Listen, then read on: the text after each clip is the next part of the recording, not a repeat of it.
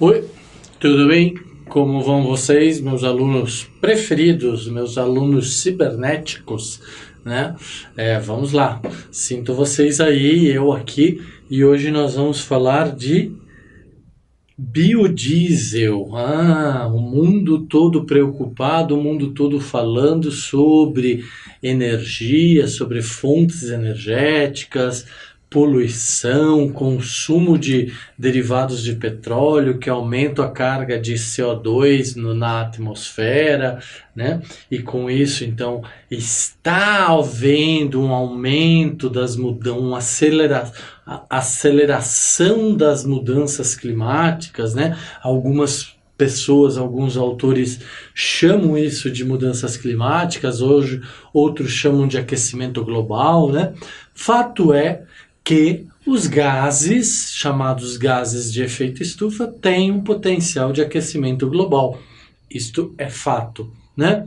O quanto isso está acontecendo em função do aumento da concentração, eu vou pela linha do International Panel Climate Change, que é o painel internacional de mudanças climáticas, tá? Que aceita que as emissões antrópicas, seja pelo consumo de combustíveis, pelo desmatamento, pela adição de adubos nitrogenados no solo, né, por várias causas, né, a questão da produção de carne no mundo, seja pelas razões que forem, nós estamos aumentando as concentrações de CO2 e outros gases contribuintes do efeito estufa, né? E isso está causando muito problema. A gente já viu isso em outras aulas, eu só estou fazendo essa introdução para falar sobre esse tema e a importância desse tema, que é o biodiesel. É um diesel, é um combustível vindo de fontes biológicas ou naturais. Então, quando a gente fala sobre o potencial de aquecimento global ou mudanças climáticas, os derivados de petróleo, né, são um dos grandes fatores, são um dos grandes elementos aí constituintes ou formadores desta mudança, né? Então, biodiesel, né? Então, a gente sabe que as reservas de petróleo, a cada dia que passa, estão menores. Tem aí estimativas de 60 anos. O que eu estou querendo dizer com isso? Que vai acabar? Que vai acabar? Provavelmente um dia vai acabar. Tudo acaba no mundo, né? Para as reservas conhecidas hoje, pelo avanço do consumo destas reservas de petróleo para a geração de energia, para como combustível para transporte, para movimentação, para geração de trabalho, estima-se que estas reservas conhecidas hoje vão perdurar aí por 60 anos aproximadamente. Então, e associado isso, ou seja, a essa limitação da reserva de petróleo e de todos os seus derivados, associado a isso o crescimento humano, que está cada vez demandando mais energia, padrões de consumo cada vez mais requintados, demandando mais energia, né? E nós vamos por esse caminho doido, né, de que temos que consumir muito. E associado a isso também às mudanças climáticas, aos problemas ambientais que nós estamos enfrentando. Veja aí os furacões que surgiram, que vieram, né, que aconteceram nos Estados Unidos e na América Central, né, na região do Caribe. Tá? Então, todos esses efeitos, todos esses problemas nos dão uma luz vermelha e precisamos mudar o nosso padrão de consumo, o nosso padrão de vida, né? Precisamos ter mais consciência. E eu tenho chamado a atenção de vocês em relação a isso quase sempre, né? Tá? Então hoje nós vamos falar sobre o biodiesel, que é um substituto do petróleo, que é um substituto do diesel de origem de petróleo, de origem fóssil, né? Por que que o biodiesel é um substituto eficaz, de baixo impacto, e a gente chama isso em economia também de baixo carbono, de combustível limpo, energia limpa? Porque todo este carbono que está no biodiesel, ele vem de vegetação. Então ele já estava presente na atmosfera, porque a gente já viu nos processos de fotossíntese que a vegetação absorve o CO2, retira o CO2 e usa o carbono que está no CO2 para formar glicose e para formar também, através de processos, o biodiesel ou o etanol, né, que é o caso da soja, o caso do milho. E algumas plantas leguminosas nos permitem formar ou gerar ou produzir o biodiesel. A madeira também nos permite formar alguns combustíveis, né? Então nós temos aí fontes vindas de recursos naturais, de vegetais, que ao serem consumidas como energia, quando elas emitem CO2, nós dizemos que o balanço é zero, ou o balanço é próximo de zero. Por quê?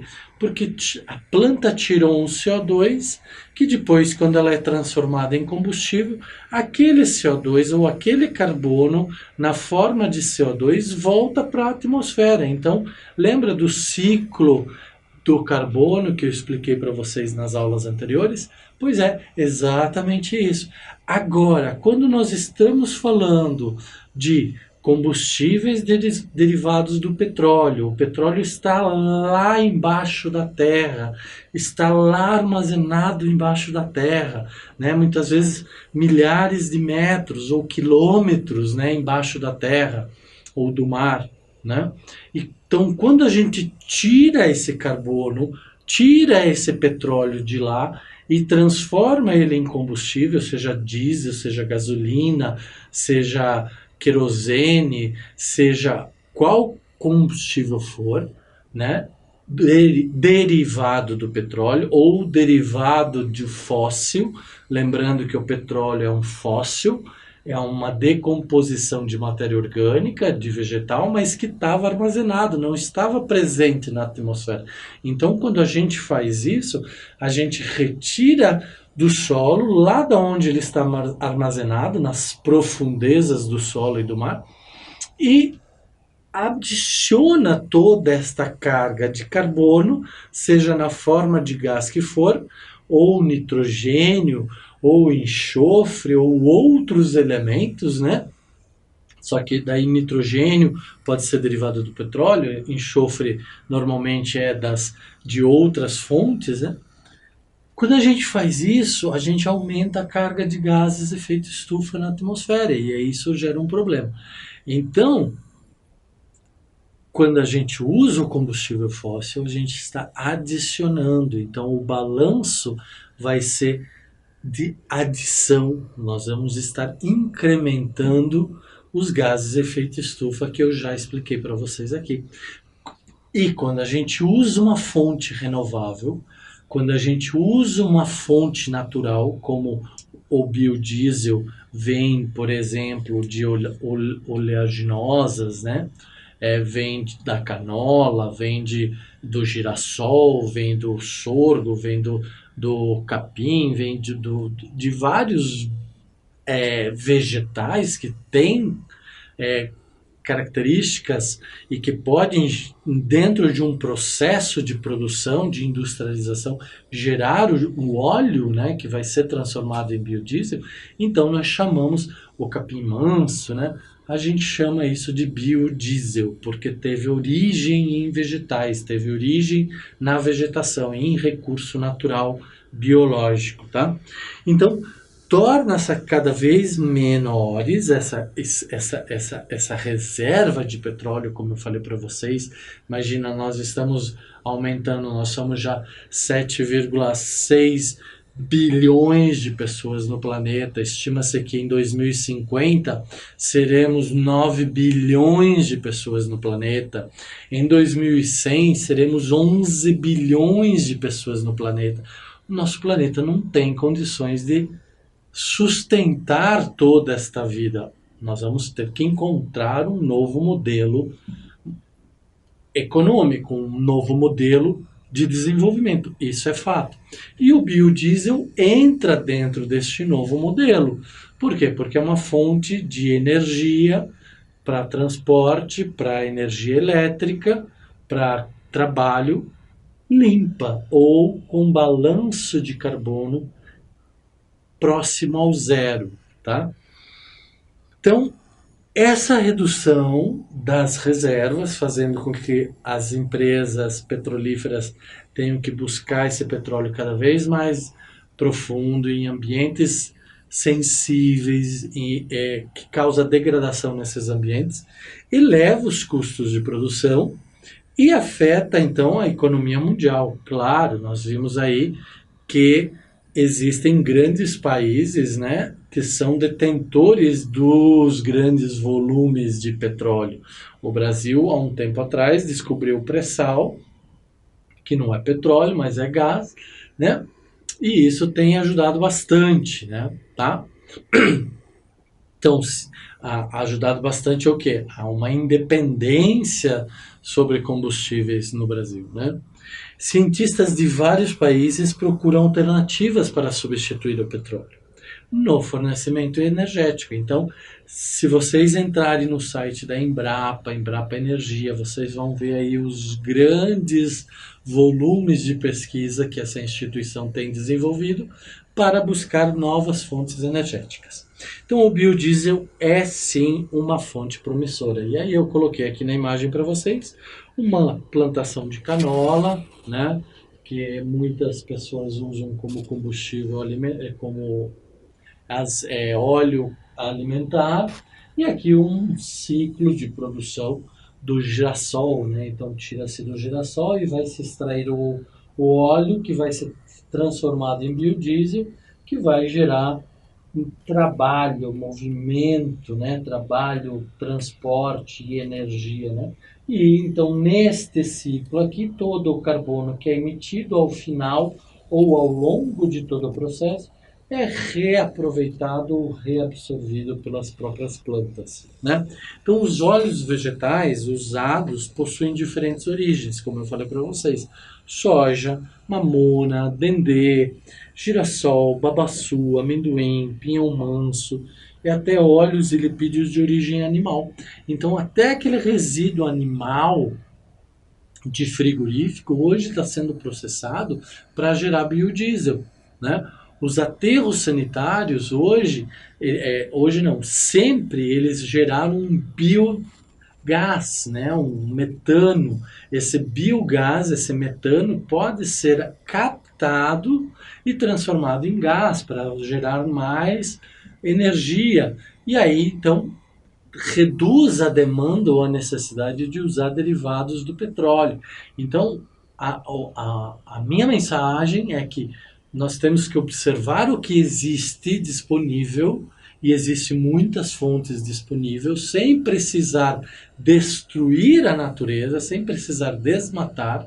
Nós podemos, já com o que a gente tem, produzir uma demanda energética ou uma oferta energética que supra ou substitua o carvão, ou o petróleo, ou os derivados do petróleo. Tá? Nesse sentido, nós podemos, além do biodiesel, a gente tem a bioenergia, que é a energia solar, a energia eólica, né, a energia fotovoltaica, tá certo? Então, nós temos aí outras fontes disponíveis, possíveis de serem utilizadas para evitar o uso dos derivados do petróleo. Cabe a nós, cabe a vocês, alunos que estão ingressando e que vão ingressar com certeza numa universidade e vão desenvolver suas carreiras, a buscarem alternativas para minimizar, reduzir essa pegada de carbono, essa pegada ambiental de destruição, esse rastro de destruição que nós seres humanos estamos causando na nossa própria vida. tá? O biodiesel, então, substitui totalmente ou parcialmente o óleo do petróleo. Existem projetos de substituir totalmente, né? E nós vamos ver isso, tá? Em motores automotivos, caminhões, automóveis, tratores ou estacionários, como geradores de eletricidade. Para quem é daqui de Curitiba, ou para quem é daqui da região, ou para quem já ouviu falar, existem os ônibus hoje movidos 100% a biodiesel, né? Como existem já em Florianópolis, já existe um ônibus movido a energia fotovoltaica, né? Então, energia elétrica, a Itaipu tem um grande projeto de veículos movidos a energia elétrica. Na Europa, nos Estados Unidos e até mesmo aqui no Brasil, a gente já encontra carros híbridos que usam biodiesel, usam energia elétrica ou usam 100% de energia elétrica. Então, são todas as alternativas que nós estamos buscando para parar ou diminuir ou frear esse grande consumo de combustíveis derivados do petróleo. Não só, repito, pela questão de redução das reservas, né, que estão diminuindo e que não vão dar conta de toda a demanda que vai surgir, mas também por seus efeitos nefastos, seus efeitos negativos sobre o ambiente e sobre o planeta de uma forma geral, tá? Ok? Então, o biodiesel pode ser usado puro ou adicionado ao diesel de petróleo em diferentes processos. Então, ou seja, eu posso pegar o biodiesel, usar ele diretamente no motor, porque o motor já está adaptado e não vai ter nenhum problema, não vai ter nenhum problema de corrosão, não vai ter nenhum problema de danos ao motor. Tá? Ou ele pode ser misturado ao diesel do petróleo, que é a realidade do Brasil. Então, hoje, em 2017, nós já temos na bomba do posto um biodiesel chamado B10, ou seja, blend, da palavra em inglês, que é mistura, que é um coquetel, com 10% do biodiesel, né? Misturado ao diesel. Então, nós temos 10% de biodiesel e 90% de diesel, tá? É o ideal? Não, não é o ideal, mas estamos caminhando para chegar a B100. Quem sabe um dia a gente consiga chegar, né? Termos mais produção agrícola, podermos desenvolver novas tecnologias, como a gente está utilizando os resíduos dos frigoríficos, dos animais, das carcaças de animais, o resíduo do lixo, várias outras fontes, a madeira, podem gerar este biodiesel, tá certo? Ok? O que nós precisamos? Nós precisamos de uma fonte doadora de carbono. É isso que nós precisamos, tá?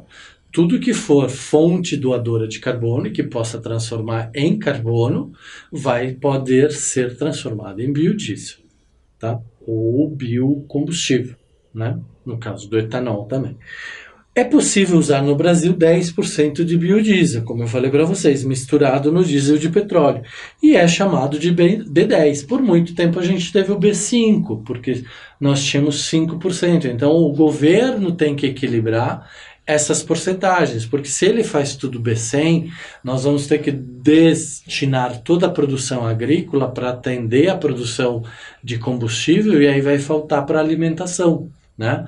Então vai quebrar uma cadeia. Então esse processo tem que ser trabalhado, tem que ter políticas públicas, tem que ser bem gerenciado para que a gente consiga desenvolver esse processo de forma tranquila, equilibrada, balanceada, tá? Sem causar piores impactos. Tá? Mas também pode ser possível criar o B20, B50 ou B100, que é o biodiesel puro. Então, lipídios, né, que são as gorduras animais ou vegetais, né, mais lipídios... Opa, aqui falhou, tá? Então, aqui é lipídios animais mais lipídios vegetais, tá? Então, aqui tá errado. Desculpa aí, pessoal, tá? Pode gerar o biodiesel através de um tratamento. Eu não vou entrar aqui no detalhamento do tratamento, da esterificação e tudo mais, porque não cabe ao programa e isso seria um processo muito extenso. Porém, se algum de vocês forem para universidade, vocês vão ver isso, tá? Então aqui eu vou riscar lipídios animais e aqui vegetais, tá? Então, lipídios animais mais vegetais, né? Mais glicose ou fontes animais, né? Opa! Fontes animais podem sofrer tratamento e gerar o biodiesel. Tá? A Europa já vem estudando e desenvolvendo o biodiesel desde o começo do século passado. E o diesel vendido nos postos de combustíveis teve um percentual de 5% até 2016 e continuará crescendo. Estamos já em B10, né? O biodiesel 10%. Vantagens. Então, combustível renovável, pelo ciclo que eu expliquei para vocês. Economia na importação de diesel, então nós não precisamos importar diesel nem petróleo, nós podemos produzir aqui dentro do país, gerando mais receita, mais trabalho, mais desenvolvimento interno, né? Reduzir a poluição ambiental, produz menos poluente, principalmente os gases de efeito estufa, tá? Então, GEE significa gases de efeito estufa. Gases de efeito estufa, tá? Isso a gente já viu em outras aulas.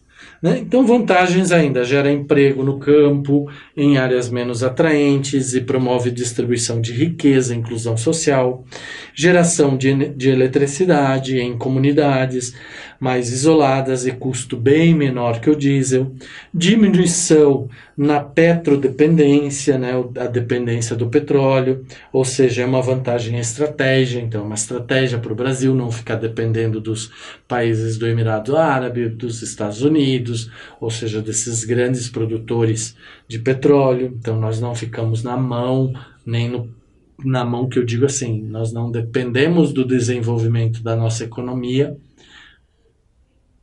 para a compra ou pela compra de petróleo desses países que dominam o mercado mundial.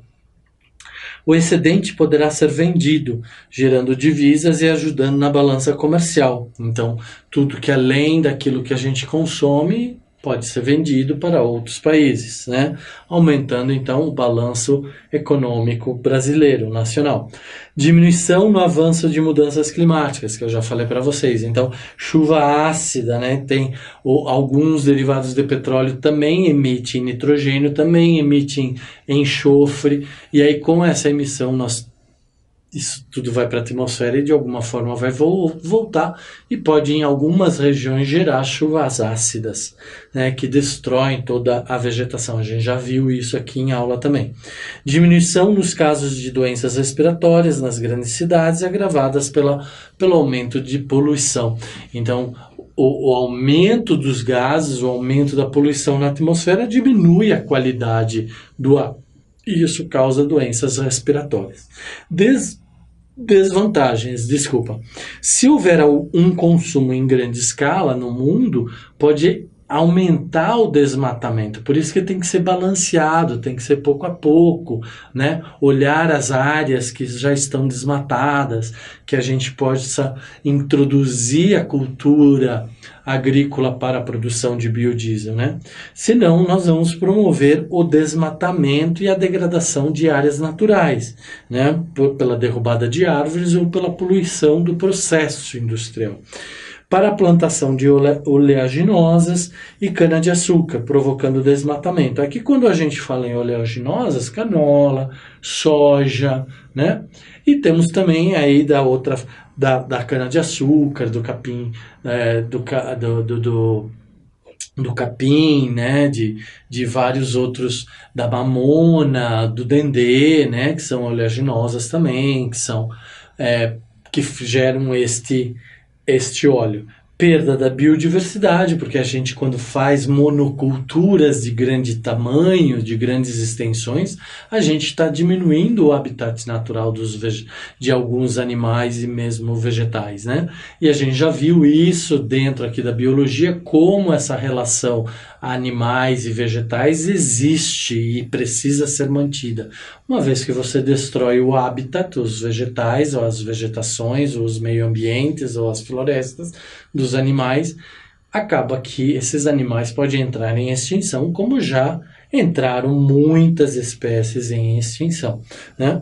Se a oferta de oleaginosas não for adequada à demanda, poderá ocorrer um aumento nos preços dos grãos. Então, se você tem uma demanda muito grande para uso de grãos para produção de diesel, esse vai afetar a cadeia de produção de alimentos, e isso vai gerar, então, aumentos de preços e um desequilíbrio econômico aí. Então, tudo tem que ser muito bem pensado. E se tivermos políticos capazes, políticos eficientes, não vamos falar de política, mas politicagem, como nós estamos vendo aí no nosso Brasil, essa vergonha. Vamos falar de política, educação política, políticas públicas que analisem esses aspectos de uma forma geral e sem interesse pessoal, mas interesse coletivo, pelo bem da nação, se consiga um modelo de equilíbrio e desenvolvimento sustentável, né? Tá? E seus derivados, óleos, leite de soja, carne, rações para animais, ovos, lãs, etc., né? Então, todos esses processos, né, envolvem a cadeia produtiva do grão. Então lá, caldo de cana fornece sacarose, que pela digestão vai formar glicose, que pela fermentação vai formar etanol. Celulose e lignina, que vem do bagaço da cana ou da madeira, né, vai também por tratamento gerar glicose, que vai também sofrer fermentação e também formar etanol. Então nós temos duas frentes de biocombustíveis, o biodiesel, né, que vem a partir da digestão, né, ou vem a partir do tratamento de oleaginosas e de lipídios, e nós temos também o processo que gera etanol, que vem da digestão, tratamento ou fermentação de vegetais, né? Então são esses dois processos. E como que isso acontece, né? Então a gente já sabe, a gente já viu, a gente já falou que os vegetais precisam fazer o que eles sabem fazer de maior competência que nós humanos ou animais não conseguimos, que é a fotossíntese, que é o processo de síntese, produção orgânica, no qual se verifica a conversão da energia luminosa em energia química. Então, lembrando, fotossíntese é isso, eu pego a energia luminosa e transformo, eu não, o vegetal, né? Nós não, os vegetais, transformo isso em energia química. Essa energia química fica armazenada nas células, né? E depois é transformada e pode gerar energia para nós, que nos alimentamos dos vegetais, ou pode, por processos de digestão, de tratamento, de fermentação, gerar biocombustíveis, tá? Nesse processo, os vegetais produzem alimentos, principalmente carboidratos, como é o nosso caso, né? Como é para nós, a partir de compostos muito simples, água e gás carbônico. Então, lembrando que a fórmula de glicose é sempre água e gás carbônico e energia. É muito simples. Eles são muito eficientes. Por isso que eu digo, a maior fonte energética mundial é a fotossíntese. É que sustenta toda a vida no planeta. Muito maior do que qualquer outra. Sem a fotossíntese, sem os vegetais, aqueles pequeninos vegetais, nós não teríamos condições de ter vida no planeta, né? Nós animais, utilizando a luz como fonte de energia, né? Então a gente já viu. Então nenhum outro processo está tão estrategicamente relacionado com a sustentação de vida no planeta. É isso, pessoal, é isso, é essa a importância, né? Nós temos falado, eu tenho chamado a atenção de vocês da correlação entre a vida animal, a vida vegetal. Então, esta questão dos vegetais, eles podem ser bonitos, coloridos, alegres, alegrar nossa vida, né? Mas eles nos dão a vida, eles nos dão toda a energia que a gente precisa por meio da fotossíntese. E por isso é muito importante a gente saber, e por isso é muito importante a gente lembrar, gravar sempre gás dióxido de carbono, mais água, mais energia lá nos vegetais. Faz-se uma indústria energética eficientíssima, tá? Eficientíssima, que vai gerar glicose, que vai sustentar a nossa vida, tá? Pois compostos altamente energéticos, como a glicose, produzidos pela fotossíntese, né? Tem sua energia transferida direta ou indiretamente para os seres vivos, quando ingere alimentos. E aí agora vocês entendem todo aquele processo que eu já ensinei para vocês das cadeias tróficas, das cadeias alimentares. Pois, direta ou indiretamente. O que é direta ou indiretamente? Diretamente é quando eu me alimento do vegetal. Nós, animais, nos alimentamos dos vegetais. Então, nós estamos ingerindo energia. Outra indireta é quando eu me alimento de algum ser que se alimentou de um vegetal. Por exemplo, o boi que se alimenta do pasto. Então, aquela carne, aquele boi naquela forma de carne, quando eu como a carne do boi, o que eu estou comendo? Eu estou comendo proteína, mas eu estou comendo energia armazenada, né? Tá? E os biodiesels que transformam aquela energia, né, em energia para geração de trabalho, para geração de produção, né? Então, para isso que acontece, tanto para trabalho como para transporte, como para aquecimento e iluminação de ambientes. Então, direto ou indiretamente é isso. Por isso que é importante, por isso que a gente falou sobre a cadeia trófica, sobre a cadeia alimentar, tá? Então, tudo tem uma relação, pessoal. E agora nós vamos começar a amarrar estas informações para vocês fazerem isto aqui. E aí sair daquele processo de memorização e começar a entender e aplicar o conceito e o conhecimento, tá? Então, a luz e a fotossíntese da energia solar emitida na forma de radiações, a gente já viu, eletromagnéticas, apenas uma pequena faixa de onda de 400 a 760 nanômetros, né?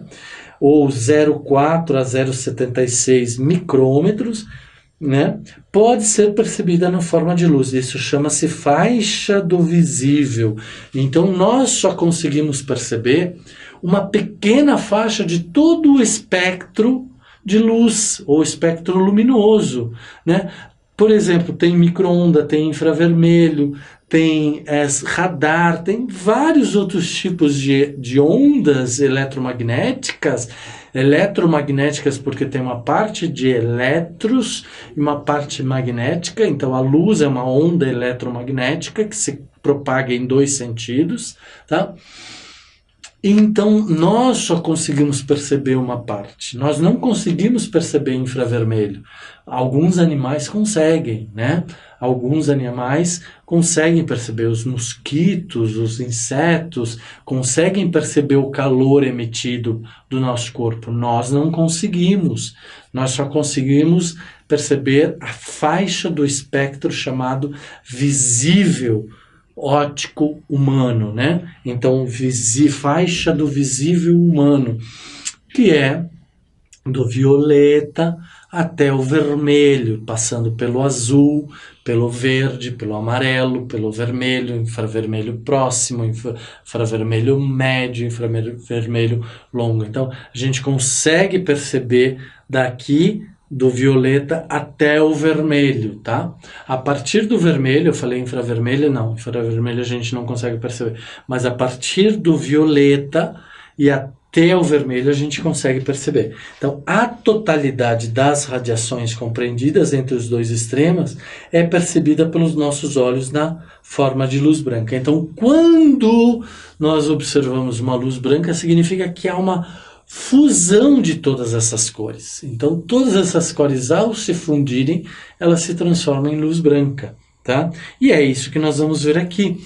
Quando a gente tem um prisma, por exemplo, então uma luz branca que passa por um prisma se transforma na faixa do visível óptico humano.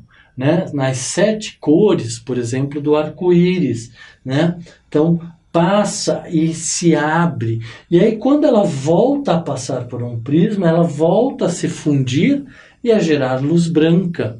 Aí a luz negra, não tem luz negra, né? Tem ausência de luz, né? Não caio nesse truque, não existe luz negra, tem ausência de luz, tá?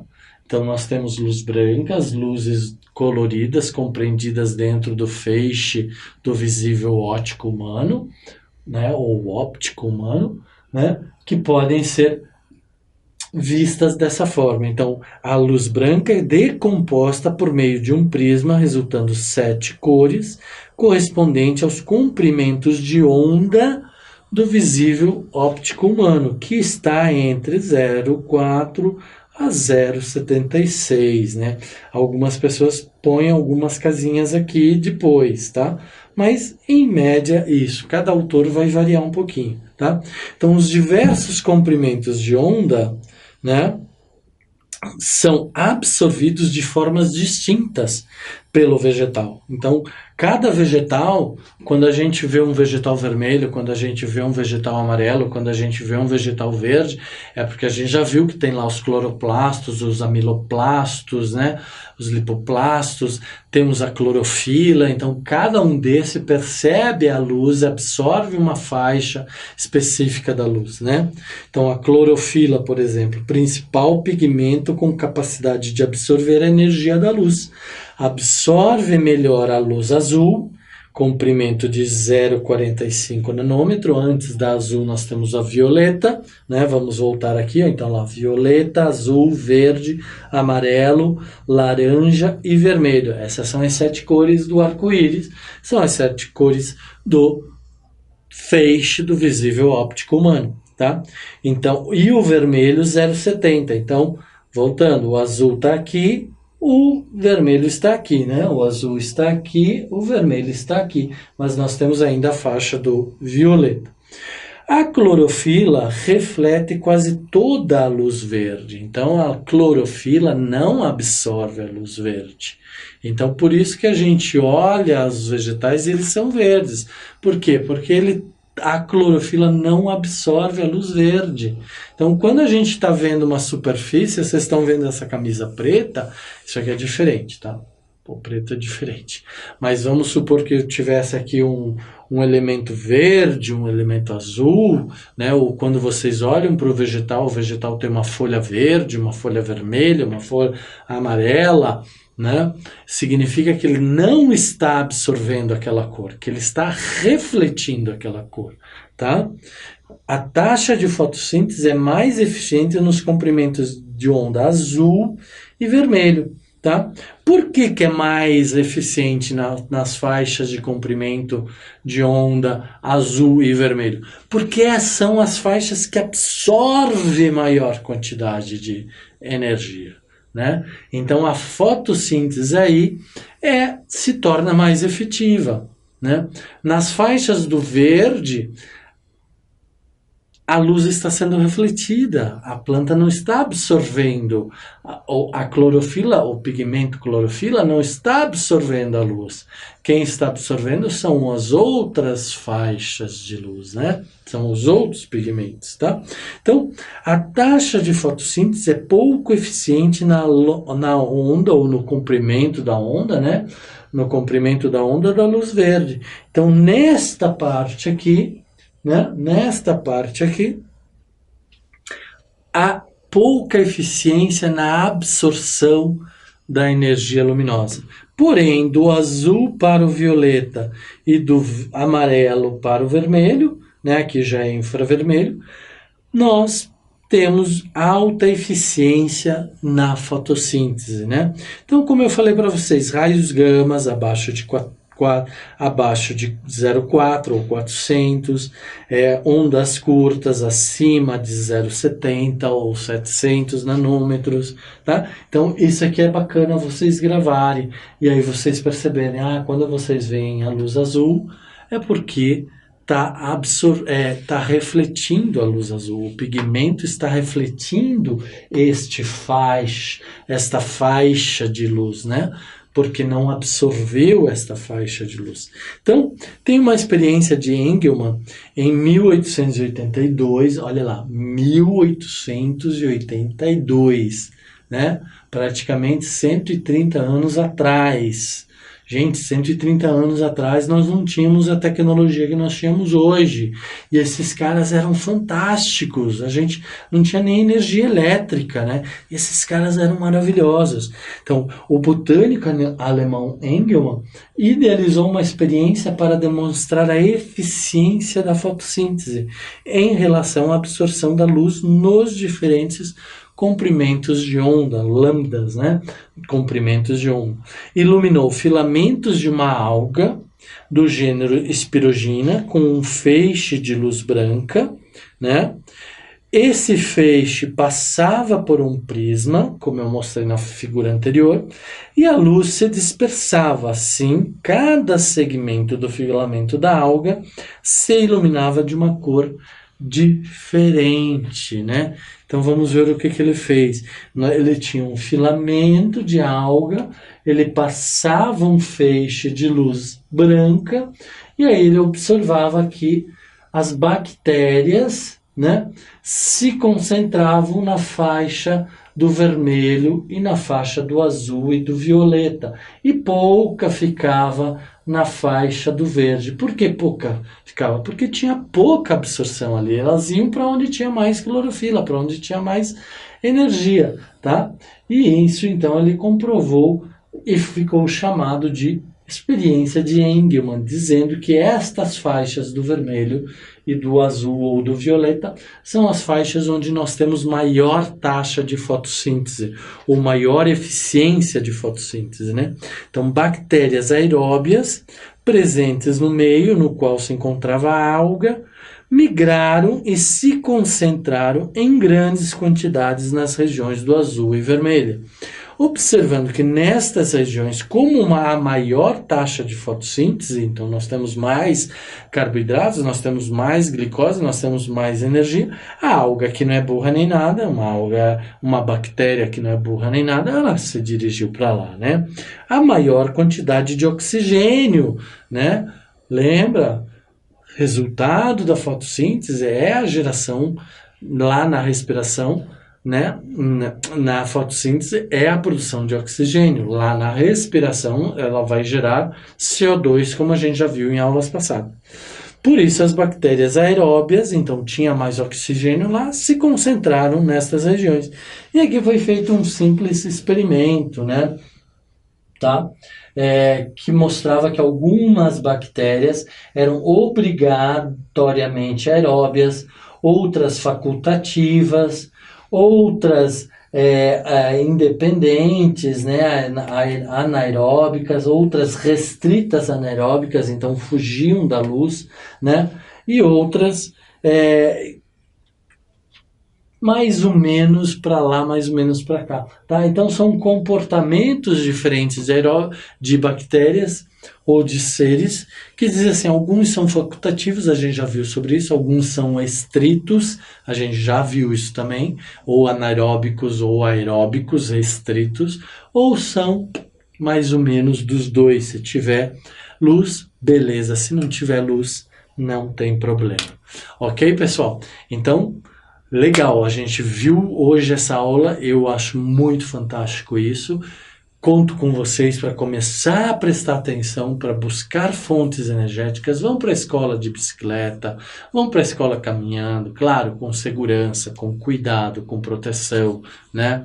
Mas vamos tentar deixar o nosso carro parado, vamos tentar usar menos o carro, vamos tentar fazer a carona solidária, levar colegas dentro do nosso carro para que otimize mais todo aquele consumo de derivados de petróleo, de combustíveis fósseis, usar o álcool no nosso carro, né? Nossos carros, a grande maioria deles são flex, então nós podemos usar álcool, não importa que seja um pouquinho mais caro, mas pelo menos nós estamos fazendo a nossa parte, contribuindo para a redução dos problemas ambientais.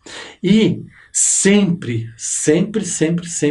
reconhecer a maior fonte energética do mundo é a fotossíntese vegetal. essa é indiscutível a maior e a melhor, né? Tá bom? Ok? Por que que ela é a melhor? Porque a gente sabe que o balanço dela é próximo a zero, ou ainda positivo.